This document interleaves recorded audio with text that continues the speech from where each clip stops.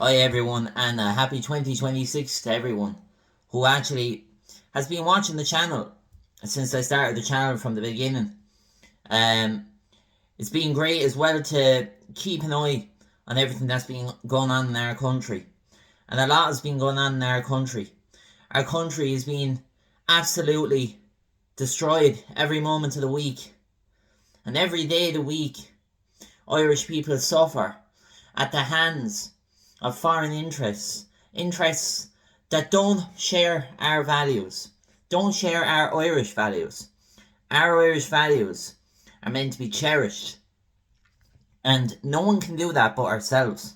It's up to us Irish to find the passion and belief inside our hearts to make sure that ERA is free and properly free, out of the hands of global interests, out of the hands of bureaucrats and traitors who don't give a damn about our country, who don't care, who want to see our country be swallowed up by the claws of these global interests.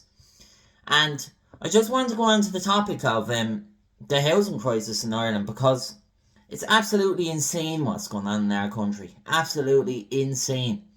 Our housing crisis is something that the media like to call a housing crisis. It's not a housing crisis. It's a crisis of mass uncontrolled immigration.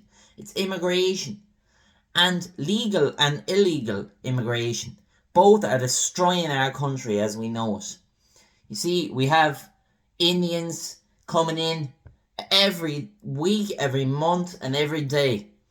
Up to 20,000 Indians every month into Ireland. That has been verified by articles that have gone out by sources such as the Irish Independent. Of course, it shouldn't be called the Irish Independent. It should be called the Globalist Independent, because it's independent for the globalists, because it follows the globalist line and the globalist agendas. These agendas do not help our people. They do not benefit our people. Our people, in the end, are going to be the ones that will suffer ultimately from all this. We need to make sure that our country is valued, and we need to make sure that Ireland does indeed come first, because Ireland needs to come first. It is our country, it is our people. Our country will prosper, our country will survive, but it's down to us to make that change. And it's so heartbreaking as well, just to realise the reality of the reality of everything that's going on. Now, I've taken a break for the past couple of weeks as well, just to kind of get alignment. And, it is the new year, but things really need to change, because the more we leave this life, the worse it's going to get for all of us. That's really what's going to happen. And it's just ridiculous as well, the way the media always likes to play up to this kind of feel sorry for all these invaders. We shouldn't feel sorry for them. You're seeing all these articles, 33 people of foreign nationals sent back home on charter flights because they committed some criminal acts or whatever, or they were found to be criminals, or they weren't following the line in Ireland or whatever. There is no line to follow for them in Ireland. There is no laws for them. It's a joke, like, everyone. It's an absolute joke. There's no laws for them. It's nonsense. Like, we seen that number the other week. It was last week, actually. There was an article went out. 33 men of Polish, Hungarian, Lithuanian origin sent back to their countries because they were found to be doing some very nefarious things within the country. But that's nonsense. 33 in all, of all numbers. Think about it. 33. That's a number that has a lot of huge sway within global interests. A number that represents their top agenda and represents their top leaders within their enclaves. And their enclaves that have been controlling this world for thousands of years. And they go back to a time where there's always been that agenda. That agenda has always been there. The agenda to change Europe. But They've always been implementing it slowly, but now it's really ramping up. Now, even in 2018, 2017, 16, we were seeing changes in Ireland. We were seeing bad changes. Even in 2015, the legalisation of this same-sex marriage, a disgrace to God, a disgrace to our country, and a disgrace to that flag behind me. Speaks everything against our country and what our ancestors died for. And even on our own Irish 1916 constitution, we know ourselves that Ireland is for the Irish people. As it says on our constitution, Irish men and Irish women, in the name of God and of the dead generations from which she receives our old tradition and nationhood. Ireland, through us, summons her children to our flag and strives for her freedom, having organised and trained her manhood through her secret revolutionary organisation, the Irish Republican Brotherhood, and through her open military organisations, the Irish Volunteers and the Irish Citizen Army. Irish Citizen Army. That's what's important to remember. We as citizens came together then. Needs to happen once more, because this absolute demolition, this sought-after demolition of our nation and country, is something that they want to do. And they won't get away with it. Because it's up to us Irish people. We have heart, we have fight, we have will. We have our people. We're still the majority in this country. At the moment. But we need to make sure that we take advantage of being the majority. Now to follow on, to read further into the Irish Constitution.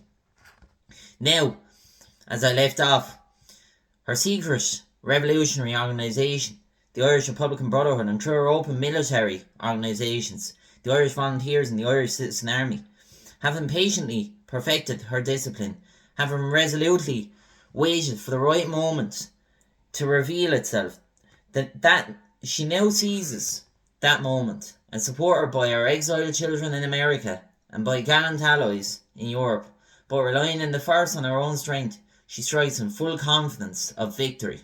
Full confidence of victory. Think about that. Just grasp that for a second.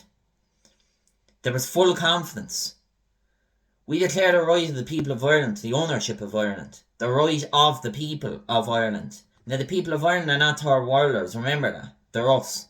So this is our constitution.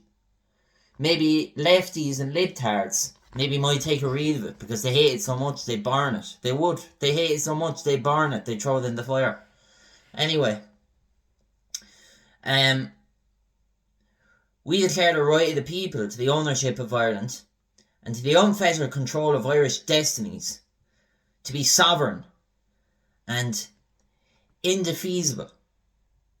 The long usurpation of that right by a foreign people and government has not distinguished the right, nor can it ever be extinguished except by the destruction of the Irish people. The right of the Irish people, the right, nor can it ever be or even destructed. Only if the Irish people are destroyed. And that's what's going on right now, everyone. That's what's going on right now, everyone. We can't leave this happen. We can't. Now, in every generation, the Irish people have asserted their right to national freedom and sovereignty. 6 times during the last 300 years, they have asserted it in arms, standing on that fundamental right, and again asserting it in arms in the face of the world. We hereby proclaim the Irish Republic as a sovereign, independent state, and we pledge our lives and lives of our comrades in arms to the cause of its freedom, of its welfare, and of its exaltation among the nations. The Irish Republic is entitled to and hereby claims the allegiance of every Irishman and Irish woman. Now that's not every third worlder and not every invader and illegal migrants. It's us. It's us that matters.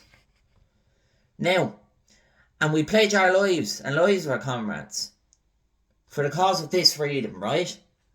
Now, must say, allegiance of every Irishman and Irish woman.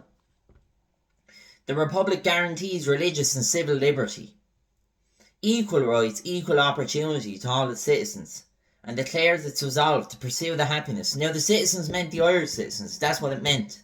That is what it means. Because how many times has Irish man, Irish woman mentioned them for the Irish people? So for any libtards that think, oh, it means citizens, so you can just bring in anyone and call them Irish, they can go to hell, because it's not true.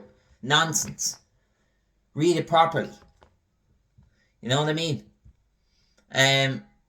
Now, opportunities to all the citizens, and declares its resolve to pursue the happiness and prosperity of the whole nation, of all its parts, cherishing all the children of the nation, equally and oblivious of the differences, carefully fostered by an alien government. They're talking about us. Us Irish people were called all kinds of names during that time, during the early 1900s, and of course this time in 1916. We were called mongrels. We were called every name under the sun. But in this present day, we're called mongrels once more, by our own so-called leader and Taoiseach, Micheál Martin. Or some people like to call him Micheál Martin. I like to call him that too. Anyway, another one as well.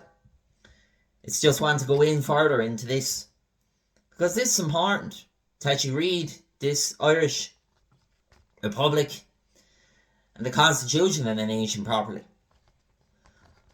Poblacht na Héireann. Now,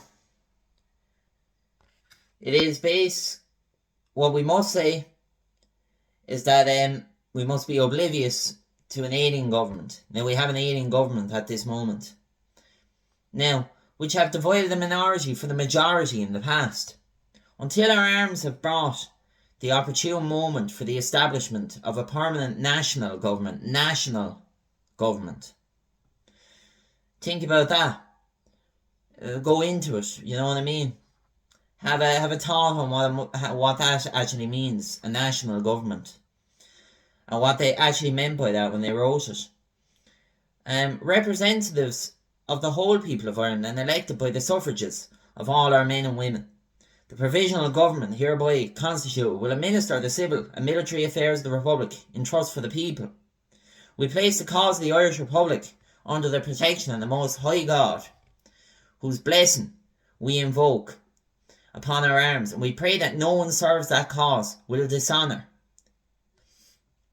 it by cowardice, inhumanity, or rapine.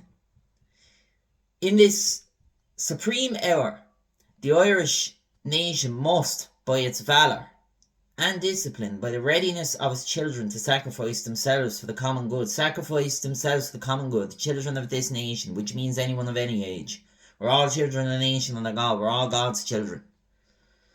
Prove itself worthy of the august destiny to which it is called.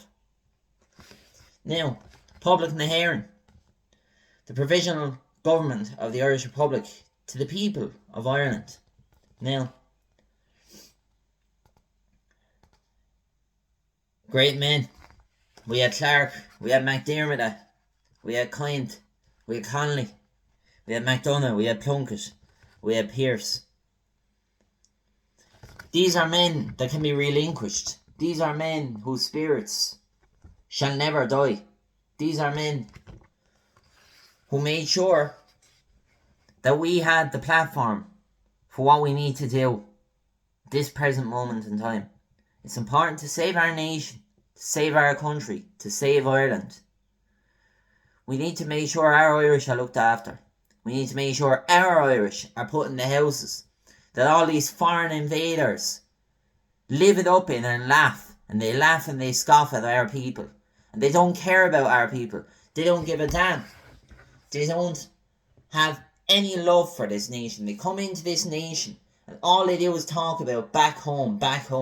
And the minute they get the money together, which is very easy for them, because they're well looked after, very, very, very looked after. They get payments, they get supplements that we don't even have a clue about.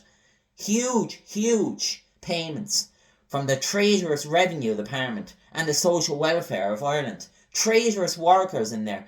They should all go on strike for the Irish people, but they won't, because they're too busy lining their own pockets, looking after themselves, like all the building organisations who build houses for these invaders. from Ukraine, from India, from Pakistan, from Afghanistan, from Albania, from Romania, from all of Eastern Europe, from all the Eastern Bloc, from all of the Middle East, Africa, invaders of this nation. They hate our country. And we need to start treating them like they need to be treated. Because it's important for our people to know that we are right and righteous in our fight. Because once you believe in God, and once you believe in your country, your people, anything can happen. We will prosper as a country. We will prosper as a nation. It is our destiny. We must not leave our nation behind. Because our people and our future generations that come ahead of us won't forgive us for lying down and doing nothing. You know? And the older generations in this country, they sold us down the road. Let's just say that. The older generations in their 70s and 80s, laughing at nothing, scoffing at nothing. Younger people in this country who are on the leftist side, laughing, scoffing at nothing. Well, there's not a majority of them. The people who are the majority are the people that know what's right. And what's right is to save our country and put our own people first.